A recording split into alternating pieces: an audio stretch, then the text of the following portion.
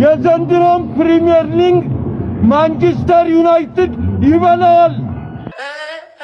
አጣርቻር ሰማውሽ ማን በልብለውኝ ነው።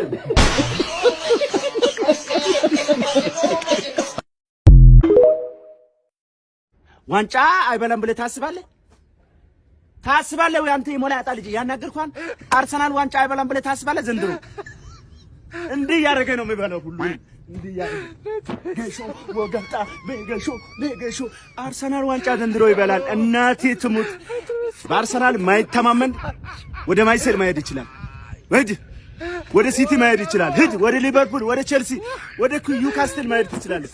ግን አርሰናል ዘንድሮ ዋንጫ እንደሚበላ 100% የዓለማችን ሰበር ዜና ዘጋቢ ነግሯል ዛሬ። አንተ ደንቆሮ የደንቆሮ ልጅ አርሰናልን ቋጥራለሁ ብትል መቃብርን ነው የምቆፍርልህ።